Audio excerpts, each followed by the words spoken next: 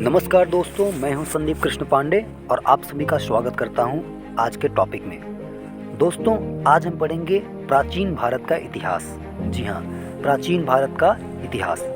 आइए समझते हैं कि इतिहास की परिभाषा क्या होती है। इतिहास अतीत में घटित घटनाओं का विवरण है, यानी पिछले समय में घटित घटनाओं का अध्ययन करना ही क्या कहलाता है? इतिहास कहलाता है। इतिहास के जो जनक हैं दोस्तों, उनका नाम है हेरोडोटस। इतिहास के जनक का नाम है हेरोडोटस। जब हम इतिहास को पढ़ना शुरू करते हैं तो हम इतिहास को 3 भागों में बांटकर पढ़ सकते हैं अथवा समझ सकते हैं। कौन कौन से? पहला है प्राग ऐतिहासिक काल, दूसरा आद्य ऐतिहासिक काल, तीसरा ऐतिहासिक काल। प्राग ऐतिहासिक काल को इंग्लिश में प्री हिस्टोरिक पीरियड बोलते हैं, आद्य ऐतिहासिक को प्रोटो हिस्टोरिक पीरियड और ऐतिहासिक को हिस्टोरिक पीरियड, जैसा कि आपको स्क्रीन पर दिख रहा है। तो दोस्तों, अब हम बात कर लेते हैं कि जो ये प्राग ऐतिहासिक काल है, इसका डेफिनेशन क्या है। प्राग ऐतिहासिक काल उसे कहते हैं जब इतिहास में किसी भी चीज़ का खोज नहीं हुआ था, यानी इतिहास का वह काल जिसका कोई लिखित साक्ष्य प्राप्त नहीं है, उसे प्राग ऐतिहासिक काल या फिर प्री हिस्टोरिक काल कहते हैं। ठीक है, इस काल में मानव किसी भी लिपि अथवा लेखन से परिचित नहीं था। आगे जाकर यह 2-3 भागों में बढ़ जाता है, उन सभी को हम पढ़ेंगे। दोस्तों, अब हम पढ़ते हैं कि आद्य ऐतिहासिक काल क्या है। आद्य ऐतिहासिक काल क्या है? इतिहास का वह काल जिसमें मानव ने किसी लिपि की तो खोज कर ली, परंतु उस लिपि को आधुनिक मानव यानी वर्तमान में हम सभी उसका अध्ययन नहीं कर पाते। यानी इतिहास का वह काल जिसका लिखित साक्ष्य तो प्राप्त है, परंतु उसे पढ़ा नहीं जा सकता। यानी ऐसे लिपि जिसका खोज तो हुआ, परंतु उसे कोई पढ़ नहीं सकता। इतिहास के उस काल को ही हम आद्य ऐतिहासिक काल कहते हैं, जिसे इंग्लिश में प्रोटो हिस्टोरिक पीरियड भी कहा जाता है। इस प्रकार के इतिहास में हड़प्पा सभ्यता या फिर सिंधु सभ्यता आता है। हड़प्पा सभ्यता अथवा सिंधु सभ्यता, हड़प्पा और सिंधु दोनों अलग अलग स्थान के नाम हैं, हालांकि सभ्यता दोनों एक हैं। आगे इनके बारे में हम डीपली अध्ययन करेंगे। अब हम बात कर लेते हैं तीसरा, जो कि ऐतिहासिक काल है। इतिहास का वह काल जिसमें लिखित साक्ष्य भी मिलता है और उसे हम पढ़ भी सकते हैं। यानी ऐसा इतिहास का काल जिसमें कोई लिखित साक्ष्य मिले और उसे हम पढ़ भी सके।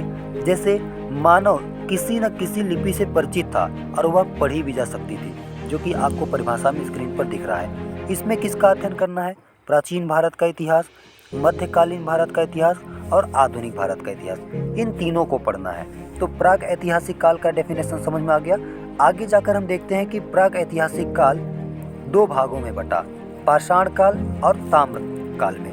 ठीक है, आइए इसका अध्ययन करते हैं।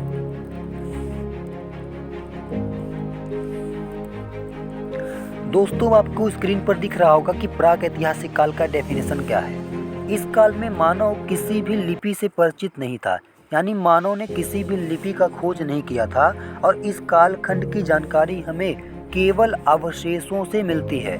अवशेषों का मतलब क्या है? जो बची खुची सामग्री है, उनसे प्राप्त होता है। अध्ययन के दृष्टि से प्राग ऐतिहासिक काल को 2 खंडों में बांटा गया। पहला पाषाण काल और दूसरा ताम्र काल। अब हम पढ़ते हैं कि पाषाण काल क्या है। दोस्तों, पाषाण का अर्थ होता है पत्थर, जिसको हम संस्कृत में पाषाण कहते हैं और हिंदी में पत्थर कहा जाता है। पाषाण काल में भारत में सर्वप्रथम इसका खोज 1863 में रॉबर्ट ब्रूस फुट ने की थी, जिसे पाषाण कालीन सभ्यता कहा जाता था।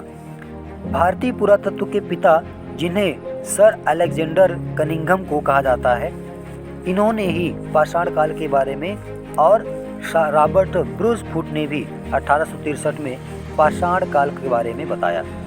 दोस्तों, अब हम पढ़ते हैं कि अध्ययन के दृष्टि से पाषाण काल को आगे पुनः 3 भागों में बांटा गया। पहला पुरा पाषाण काल, दूसरा मध्य पाषाण काल और तीसरा नव पाषाण काल। आइए अब हम बात करते हैं कि पुरा पाषाण काल क्या है।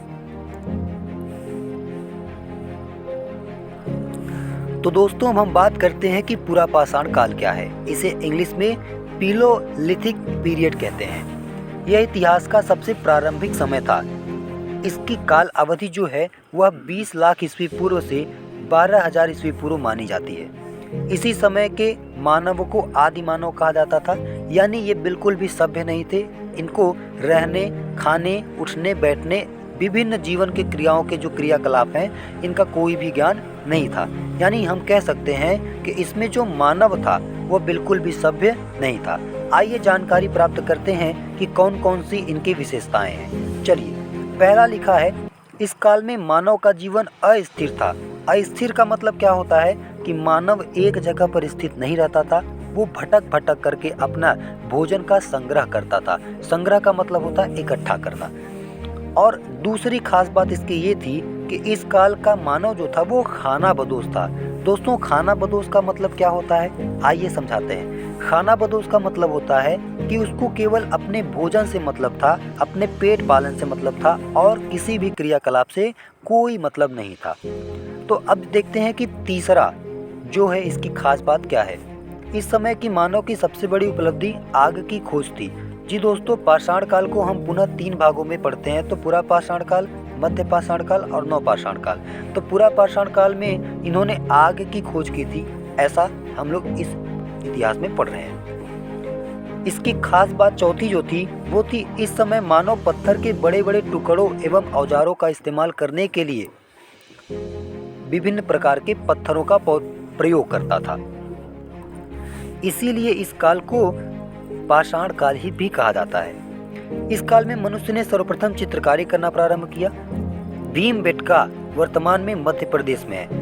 भीमबेटका की गुफाओं में इस काल के चित्र देखने को मिलते हैं। यानी आप कभी एमपी में अगर आपको जाने का मौका मिले, मध्य प्रदेश में घूमने का मौका मिले, तो वहाँ पर भीमबेटका नामक स्थान है जहाँ पर आपको चित्रकारी करने का देखने का अवसर मिल सकता है। तो दोस्तों, अब हम बात कर लेते हैं आगे, मध्य पाषाण काल। आइए पढ़ते हैं।